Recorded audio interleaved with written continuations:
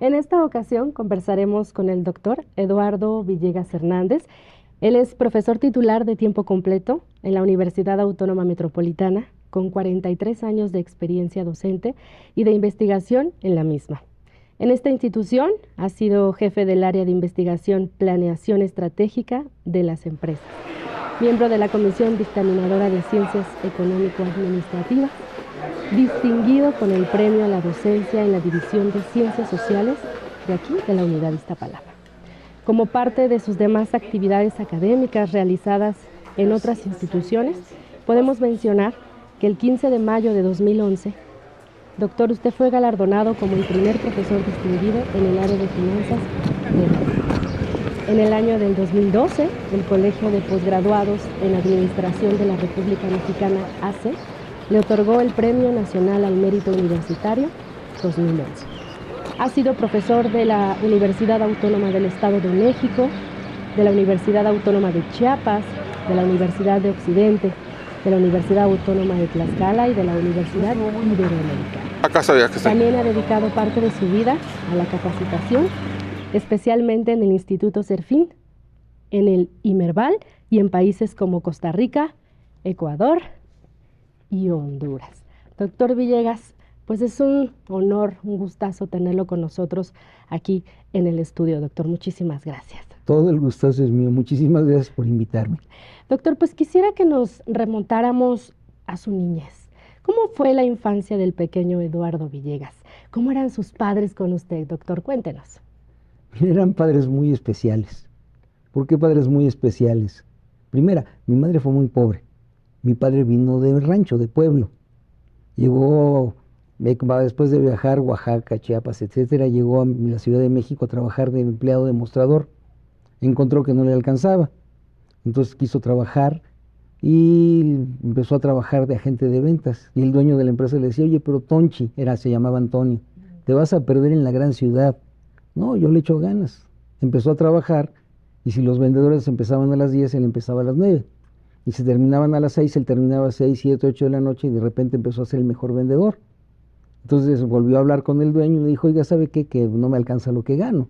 ¿Y ahora qué quiere ser patrón? Sí, quiero poner mi propio negocio. Y así se inició su propio negocio. Era muy desordenado y muy emprendedor. Muy buenas características del emprendedor. Afortunadamente se casó con mi madre, que era extraordinariamente ordenado, horriblemente ordenada. Y entonces todo lo que mi padre hacía, ella lo controlaba. Sí, lograron un magnífico matrimonio. Duraron 58 años casados. De empresarios fueron 50 años de matrimonio empresarial, una empresa familiar totalmente. Su vida la basó en mucho de la honestidad. Característica importante para ser exitoso en los negocios fue que padeció pleuresía. En aquel entonces no existía ni siquiera la penicilina. En ese sentido, se salvó por obra gracia del Espíritu Santo, si ustedes quieren, o al santo al que se le quieran encomendar. Salió adelante con un nivel de deudas terrible. Entonces habló con sus acreedores, en términos financieros administrativos, digamos que reestructuró sus deudas, lo esperaron para pagar, pero uno de sus principales proveedores era el puerto de Liverpool, que era mayorista. Y el puerto de Liverpool ya había dado por cancelada la cuenta, era cuenta mala y ahí murió. Mi padre fue a hablar con el señor Jacks o con Luis Uberville, no sé con quién habrá hablado. Le digo, vengo a pagar esto. No, señor Villegas, no nos debe nada, sí les debo esto. ¿Por qué nos viene a pagar? En esencia fue porque tengo palabra.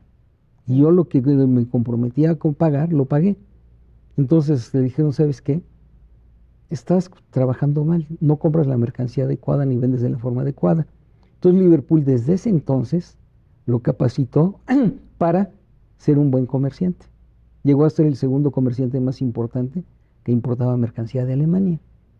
Pero como característica especial, pues era un jovencito mi padre, nació en 1892. Se casó en 1930, mi madre tenía 19 años, él 38, y tuvieron un hijo tras otro, en 31, 32 y 33.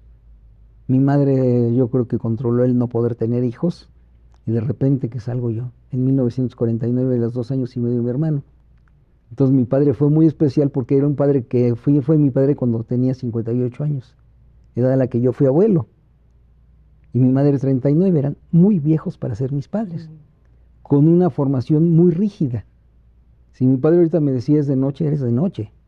Y si ahorita me dices es de día. Y el padre siempre tiene la razón, era muy rígido. Y me formó una niñez muy feliz, pero sí rígida. En cuanto que tenía que participar en el negocio, trabajar, etcétera, tenía que acudir a la escuela. Mi madre, como careció de muchas cosas, siempre nos tuvo en clase de música, era ir al teatro, era ir a conciertos, entonces todos los ballets folclóricos, todos los conciertos, el niño aprende violín, el niño aprende piano. Tuve la dicha de gozar eso, que al mismo tiempo me echó a perder otros gozos. Fui alumno de uno de los mejores violinistas de México, que era Hermilo Novelo, de Carlos Esteva, que fue director de la Orquesta Clásica de México. Entonces, si tú me preguntas, mi niñez fue muy feliz. Al mismo tiempo, mi padre, al venir de pueblo, le gustaban los caballos. Algún día mi madre iban caminando por Chapultepec y le dice, ay, mire qué bonito un caballo, sería muy bonito tener un caballo. Y al día siguiente tenían caballos en la colonia Portales, mismos que se llevaron a la colonia Narvarte. Entonces era entre la charreada, la montada, la tocar música, violín, etcétera, participar en algún coro. Me tocó cantar en Bellas Artes en un coro con esta porquería de voz. Canté en la sala Manuel M. Ponce. Entonces, pregunta, mi niñez fue feliz, con unos padres súper responsables, echaron a perder a mis hermanos. Entonces, después de esa experiencia, no quedó más que la rigidez con mi hermano y conmigo, y el gozo y el placer y el orgullo de tener padres viejos, emprendedores, etcétera. Entonces, esa fue parte de mi niñez, feliz, afortunadamente, rígida. Rígida, pero muy feliz, doctor.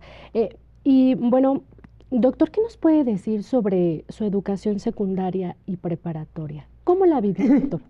¿Cómo la disfruté? Muchísimo. ¿Por qué? Porque toda la primaria me la pasé siendo el niño que siempre quería tener 10 y ya tener el segundo lugar de la clase ya era malo y estar peleando el primero o segundo lugar, lo cual es muy presionante y la escuela hay que gozarla. Entonces, en cuanto empiezas a crecer y empiezan a trabajar las hormonas y empiezas a tener otros gozos, pues era gozar jugar basquetbol, era gozar agarrarme a golpes con mis amigos, era gozar aprender karate, era gozar ese tipo de cosas, que fue otra vivencia, la atracción hacia las niñas, eran ya otro nivel, otro, por supuesto siempre reprobando alguna materia de la secundaria y presentándola en el extraordinario, ¿sí? Entonces ahí cambió el giro y fue todavía más feliz, más gozosa. Entre fiestas, había cosas que no me gustaban, pongamos la música que les gustaba a mis amigos, escuchar a quién, si quieres hasta los Beatles, si quieres a los Rolling Stones. Y mis amigos se pasaban toda la tarde, re, mi, fa, mi, re, y dice, qué aburrido, qué música tan aburrida. Sí, pues yo estaba acostumbrado y educado en otra música, pero la gocé también. Sí, entonces fue un cambio hacia una actividad más deportiva, más gozosa, más fiestas, mucho más fiestas, más reprobadas, mucho más reprobadas. Fue darle la vuelta. Doctor, usted estudió Contaduría Pública en la Facultad de Contabilidad y Administración de la UNAM, pero ¿cuál considera usted que fue su primer contacto con la contabilidad?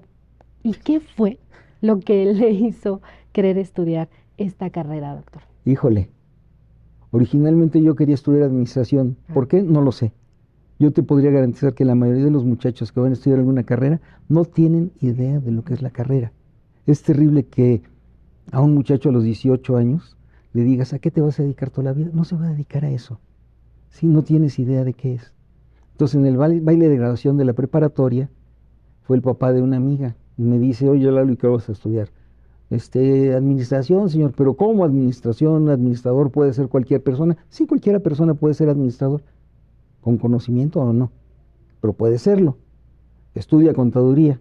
Y entonces me puse a pensar en algunos primos que eran contadores, que habían estudiado en la ESCA, que eran socios de algunos despachos. Dije, pues no les va mal, estudio contaduría. Y entré a ciegas a estudiar contaduría. ¿Por qué terminé la carrera de contaduría? Por obra y gracia del Espíritu Santo. Fíjate que hasta estoy volviendo muy creyente, ¿sí? ¿Sí? ¿Por qué? Porque terminé el primer año, presenté mi examen de contabilidad, eran semestrales, pero me acuerdo del primero, que salí del examen de contabilidad 1, dije, ni idea tengo de lo que contesté. Si voy a ser contador es porque Dios quiere y que el condenado Dios quiere que fuera contador. Y entonces empecé a ser contador, ¿sí? Gozosamente, porque es un instrumento maravilloso de control. No me sirve para evaluar empresas, no me sirve para muchas cosas, pero sí me sirve en cualquier organización, en cualquier gobierno, para no perder el control. Y eso es importantísimo porque el gobierno mexicano ha perdido el control varias veces. De las más graves, pongamos el Seguro Social, cuando en los 70 perdió el control y el Seguro Social estaba quebrado. El control lo tiene perdido el gobierno en Pemex, que es una empresa totalmente quebrada. Entonces, si tú llevas una vida de control, es bueno. No pensarlo como la octava maravilla, sino nada más el control y la planeación. Planeo para llegar a una meta. No la voy a lograr, no soy Dios para saber cómo llego a ese objetivo, pero sí para explicar por qué no llegué, cómo no llegué o cómo la superé. Entonces, para ese tipo de instrumentos sirve muchísimo la contabilidad y sí la gocé a medias. ¿Por qué? Pues estudié contaduría en el tercer semestre, quinto semestre, cuando más, empiezo a trabajar en despacho de contador. Pasa un año y dije, no me gusta la contaduría. En mi actividad de contador, lo que sigue es ser auditor. Y el auditor es es la esencia de la contaduría. ¿Sí? Perdón, voy. Perdóneme que es que te dije que yo me doy cuerda solito. No, está muy bien, doctor. Pero nos gustaría que nos dijera qué comentarios, qué opinión hubo por parte de sus padres cuando usted quiso estudiar contabilidad y sobre todo, ¿qué dijo su mamá? Mira, no decía nada, estudia lo que tú quieras, pero tienes que estudiar algo. ¿Sí? ¿Por qué? Porque mi madre estaba ávido de conocimiento, ella leyó muchísimo, sí, era mucho lo que leía, mucho lo que escuchaba música, mucho lo que escuchaba teatro, entonces el conocimiento para ella era importantísimo. Entonces, no, vas a estudiar lo que tú quieras, y si no te gusta es por tu problema, es tu mal gusto, pero vas a decir qué quieres, vas a estudiar contaduría, qué bueno. Tienes primos que son contadores, los cuales nunca acudí para nada a ellos. Solito se iba dando el camino. En aquella época, yo recuerdo que un día renuncié a un trabajo, ganaba la fabulosa cantidad de 1,200 pesos. Al día siguiente tenía un trabajo de 6,000 pesos. Entonces los trabajos pululaban, sobraban. ¿Sí? No conocíamos la realidad en la que nos estábamos introduciendo. Vivíamos un mundo de sueño. ¿Sí? Ese sueño de los años 60. Si estudias una carrera y te va bien, ahora estudias una carrera y vas a competir con alguien. Y sabes que no hay trabajo para todo mundo. Y sabes que si quieres tener éxito en tu profesión, tienes que ser innovador en primer lugar. Sí, ahorita un estudiante de administración tiene que ser innovador. No es experto en cuestiones fabriles, no es ingeniero. No es experto en recursos humanos, no es psicólogo. No es experto en finanzas, pero compite contra cualquier financiero. Pues tiene muchas capacidades para estar en todos esos campos sin ser el experto, pero sí capaz de adaptarse a todos ellos y de coordinar muchos de ellos. ¿Sí? Entonces, después de ser contador, pues y ser lo más alto que sería la contaduría, que es el auditor, que es el que da el dictamen, y yo diría que es el tercer salvador del capitalismo. El primero dicen que fue Keynes. El segundo, yo escuché a John Kenneth Galbraith de viva voz que dijo, el salvador del capitalismo es Carlos Marx. Pero el salvador del capitalismo para los contadores es el contador, porque fue el que dio confianza para los mercados con el dictamen. El dictamen es la opinión del contador que dice nada más que los estados financieros presentan razonablemente la situación financiera. No dicen si está bien, si está mal, sino nada más que hay que confiar en ellos. Y eso vino a salvar el problema de la crisis del 29. Doctor, usted llega en 1981 a la UAM Iztapalapa. Sí. Específicamente al Departamento de Economía. Doctor, pero háblenos de cómo es que conoce a la UAM. ¿Cómo conozco a la UAM? La UAM era una universidad nueva, era una universidad de esperanza. Éramos una serie de rebeldes de los años 60, del 68, si quieres llamar específicamente, que no nos explicábamos por qué se dio ese movimiento, por qué nació en Francia, porque no dejaron entrar a las alumnas a dormir con los estudiantes. Eso fue una de las explicaciones. Cómo se fue al mundo socialista, cómo se fue al mundo capitalista, y en todo el mundo estábamos a disgusto con el sistema social, con un patrono que estaba terminando. ¿Cómo vine a dar a la UAM? En esa rebeldía, ¿sí? En esa rebeldía, yo ya trabajaba en la Facultad de Contaduría y Administración, ¿sí? En la facultad tengo más de 50 años en este momento de impartir clases. Doy una clase los sábados, de 10 a 1 de la tarde. El resto de la semana es UAM. El sábado es UAM, es mi alma mater. ¿Sí? ¿Cómo vinimos a dar? No había profesores para la UAM. ¿De dónde se trajeron? Del TEC de Monterrey, de la UNAM, del Poli, vinimos a formar la UAM. Entonces era un atractivo muy especial. Y me hubiera gustado llegar desde el principio. Ok, ni modo, no se pudo. Pero después vino la invitación. De hecho, mi invitación fue a Xochimilco y gané una plaza en Xochimilco. Pero me dijeron que era para mujeres. Cuestión de género. Entonces mi amiga, que era la jefa de departamento, dijo, oye, es que no era para ti. ¿Por qué no te vas a Iztapalapa? Gracias a eso, de nuevo corrí con suerte y vine a dar a Iztapalapa. Entonces me encontré personas rebeldes, personas positivas, personas que trataban de sacar esto adelante con diferentes visiones. Y es algo que hemos tratado de hacer. Ahorita, ¿en qué estamos? Bueno, vamos a tratar de crear administradores que tomen en cuenta aspectos lo social, lo ambiental y lo financiero económico. Si no se tiene ese equilibrio entre esas tres partes, cualquier empresa, no le voy a llamar organización, cualquier empresa específicamente no va a salir adelante. Si una empresa familiar no lo toma en cuenta, que en general no lo toman en cuenta, van a quebrar, van a desaparecer, que es lo que acontece con estas. Entonces tratemos de que estos entes sociales vivan adelante, tratemos de darles vida, tratemos de que se conviertan en eternas, lo cual no vamos a lograr, pero por lo menos eso vamos a tratar. Entonces, en ese mundo de rebeldía, tuve la suerte que me invitaran a trabajar a la UAM. ¿Sí? Alguna persona como Ricardo Solís, importantísimo para nosotros, ¿sí? Y algunas otras personas. Muchos de nuestros profesores actualmente en la UAM vinimos de la UNAM. Doctor, ¿nos podría compartir algunos ejemplos de proyectos de investigación en los que ha participado aquí en la UAM? Pero sobre todo, doctor, aquellos que se encuentran más cerca de su corazón, que le tiene a usted una estima muy grande, muy especial. A ver, tú sabes que tengo una esposa. Y esa esposa, en el año de 1970 y algo, estaba haciendo su tesis de licenciatura. Y su tesis de licenciatura la hizo sobre mercado de valores. Para ese entonces yo había trabajado de contador, había trabajado de auditor, había trabajado de analista financiero, había trabajado en banca, había trabajado en diferentes lugares, y mi esposa me llevó a trabajar en el medio bursátil. Ese medio bursátil estaba institucionalizándose con la ley de 1975, entonces fue también algo nuevo y sumamente interesante. Pero mi vocación docente, yo la traía adentro. A mí no me interesaba trabajar en eso. Sí tuve puestos de cierta importancia, pero no era mi vida. Mi vida era venir al mundo académico. Y entonces cambié todo ese ser hacia ese venir a ese mundo académico. ¿Por qué vengo a esta historia? Porque en ese mundo bursátil aprendí a conocer las empresas. Una característica de la educación, pongamos en el área de administración, en el área de administración específicamente, es: te saturo de ejemplos franceses, porque yo tuve el orgullo de trabajar, de estudiar en Francia. ¡Qué padre! ¿Y tu realidad mexicana? Te saturo de empresas estadounidenses, vienen en todos los libros. ¿Y tu empresa mexicana? Entonces, parte de lo que más me gustó fue uniendo esa experiencia profesional con esa formación de contador, pasando a maestro en administración, hacia el doctorado en administración. Estaba encaminado hacia lo que son las empresas mexicanas. Entonces, así que me apasione, empresas mexicanas en cifras, no me importa el nombre, ¿sí? El nombre viene a ser lo de menos. Yo a mi hijo le quería poner Eulalio y no me dejaron poner ni el Eulalio y le pusieron Miguel Antonio al pobrecito, ¿sí? Bueno, lo mismo pasa en esto. Queríamos poner un cierto nombre y como es decisión grupal, le bautizan como quieran, pero el chiste es ¿a qué te vas a dedicar? Entonces, durante mucho tiempo trabajamos muy duro en esto, Rosa María Ortega, Raúl Arturo Cornejo López y un servidor.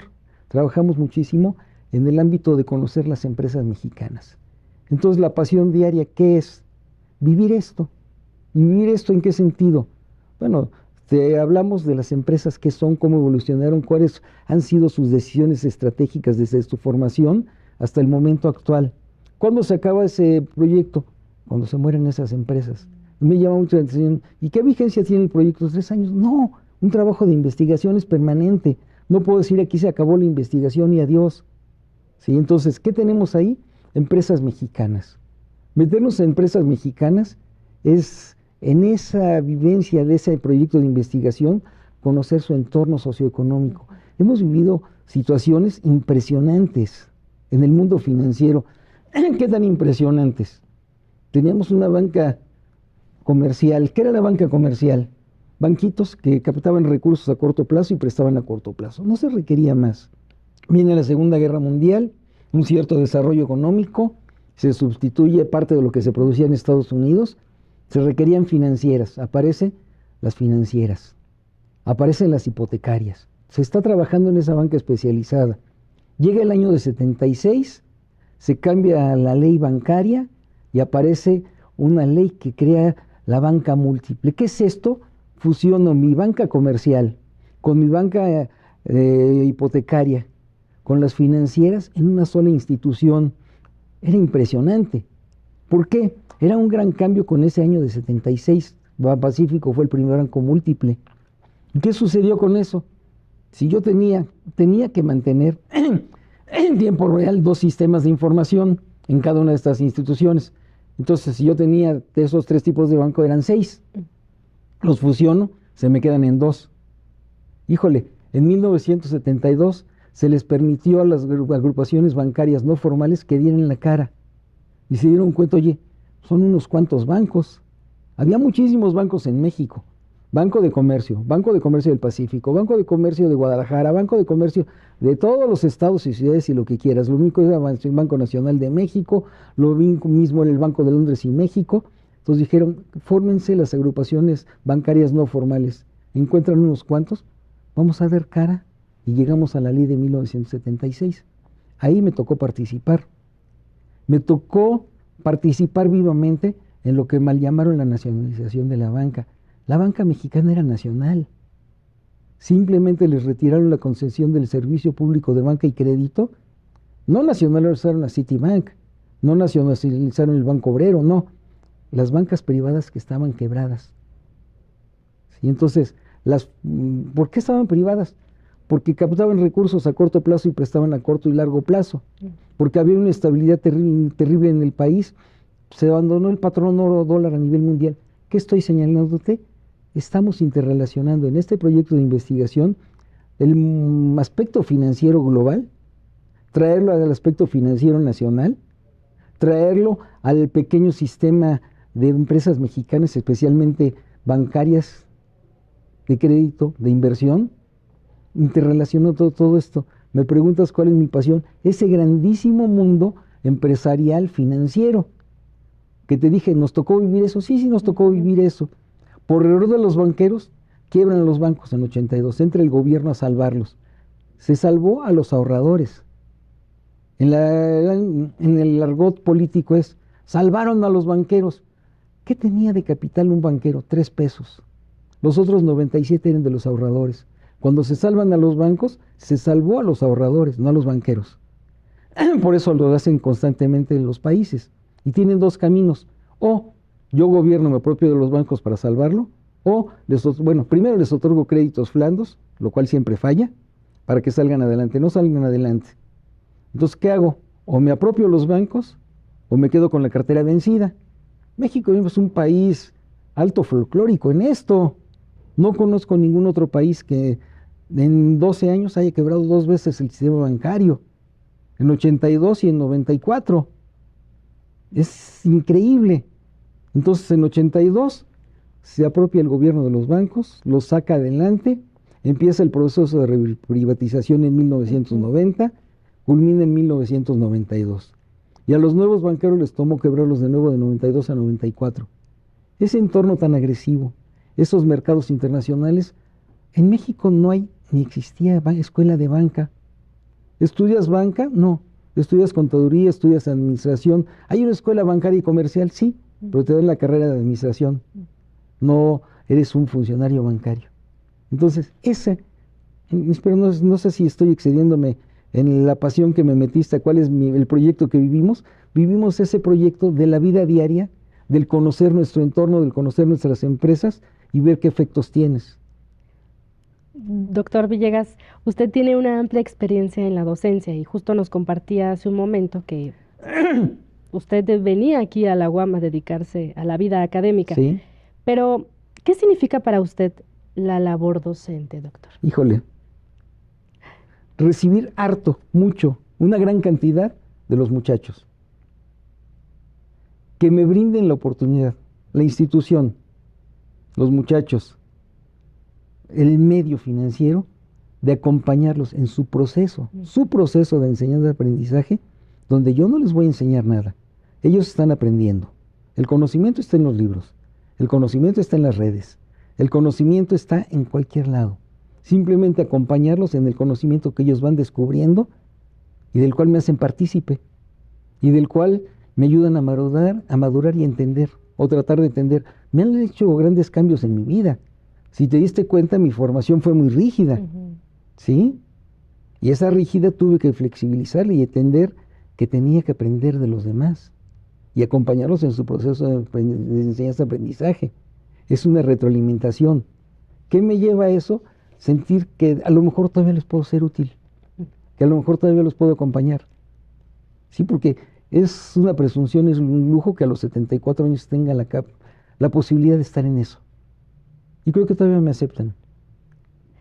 Claro que sí, doctor. Hay momentos en que ya no me van a aceptar y espero identificarlos e irme antes de que me corran. Doctor Villegas, ¿qué consejo o consejos le daría usted al estudiantado interesado en cursar un plan de estudios en administración, pero específicamente en el área financiera, doctor? ¿Qué nos puede compartir? Primero, no seas tan rígida. Lo primero que le puedo aconsejar a cualquier alumno es: vienes a este mundo a ser feliz.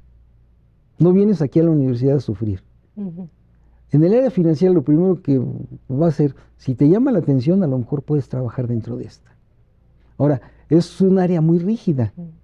¿Por qué es muy rígida?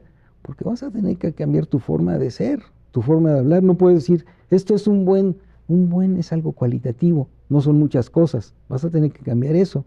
No vas a seguir diciendo Pepsi, vas a tener que aprender a pronunciar Pepsi. Vas a encontrar muchos funcionarios, muchos políticos que no pueden pronunciar la OCDE. Y entonces dicen la OCDE, la OSD, pero prácticamente todos, ¿sí? Entonces vas a tener que cambiar eso. ¿Sabes qué? Hijo, tu tatuaje está bien bonito. ¿Y cómo le vas a hacer para borrarlo? ¿Por qué? Es que en las empresas me piden un examen médico y es básicamente para si tengo un tatuaje. No tiene nada de malo el tatuaje, nada más ubícate en qué mercado vas a trabajar, dónde te vas a desarrollar. Es muy rígido, ¿sí? Esos piercings, bueno, no tienen nada de malo, pero si quieres estar en el mundo financiero, si eres dueño del capital, puedes hacer lo que quieras, pero si no, hasta te van a hacer usar traje y corbata, así como vengo ahorita. Es de las cosas más horribles, la corbata no sé para qué sirve, pero ni de servilleta, pero vas a vivir eso. Entonces, ¿quieres entrar en esa disciplina? ¿Quieres gozar la aventura de decir, hijo, fíjate que estoy viendo que ahorita esta curva me está haciendo un doble fondo y eso probablemente me quiera decir que esto va a subir de precio? ¿Quieres vivir esa aventura de que con la experiencia que tienes puedas asesorar a otras personas para que logren maximizar su patrimonio? No te estoy diciendo que van a especular para volverse ricos, pero sí van a especular para tratar de maximizar y salvaguardar su patrimonio, porque los patrimonios es algo que muy pocas personas respetan. ¿Sí? Sí, doctor. Doctor, y pues nos gustaría que nos platicara ya para cerrar esta entrevista, ¿cómo le gustaría a Eduardo Villegas Hernández que la UAM fuera en 20 años? ¿Cómo le gustaría, doctor? A ver, vamos al... ¿Qué nos dice la UAM? Una casa abierta al tiempo. Y ese ser abierta al tiempo es una casa que va a estar más allá de la inteligencia artificial, porque en ese periodo de tiempo yo creo que ya va a estar superado eso. Que vamos a estar perfectamente conectados en todos los jardines, en toda la cafetería, si es que funciona, en todos los salones. Híjole, pero en las clases ya no van a ser plenamente salones. A lo mejor tenemos estos salones como lugares donde se dan ciertas asesorías personalizadas. A lo mejor tenemos mucho más clases en línea. A lo mejor tenemos la elaboración material de escribir libros. Yo veo toda la cantidad de libros que son basura. ¿Por qué basura? Porque se quedan en los estantes, porque no se pueden vender. Pero si esos libros los cambiamos a ser libros electrónicos, que yo creo que ya va a estar muy superado, estaríamos en otro nivel, que permitiría abaratar los libros y permitiría una mucho mayor lectura y una mucho mayor difusión. Entonces pienso en una universidad ya sin tantos escritorios, ya sin tantos tal vez salones. Los salones que están nos van a permitir sobrevivir esas épocas, pero ya con otro tipo de educación mucho más abierta, mucho más fuera, para atender tal vez a una mucho mayor población, pero sí manteniendo la posibilidad de tener esas asesorías, ya sea a distancia o personalizada. ¿Sí? Doctor, si pudiera definir a la UAM en 3 palabras, ¿cuáles serían para usted? Esperanza, realidad y un poco de frustración. Esperanza, ¿por qué? Por todo lo que esperamos lograr con ella. Realidad, por todo lo que ha logrado la UAM como institución. Frustración, porque no creo que haya podido lograr todo lo que han querido todos esos seres humanos que han participado en esta universidad, que tal vez se sientan un poco frustrados de decir, hijo, tenía tanto que yo hubiera querido dar y no tuve el tiempo, no tuve la posibilidad y no lo logré, pero voy a seguir adelante. Muchísimas gracias, doctor Eduardo Villegas, Gracias, muy amable. Muchísimas gracias por esta entrevista que nos ha brindado. Muchas gracias por compartir su tiempo y este espacio con todos nosotros. Nos encontramos pronto en esta su casa abierta al tiempo.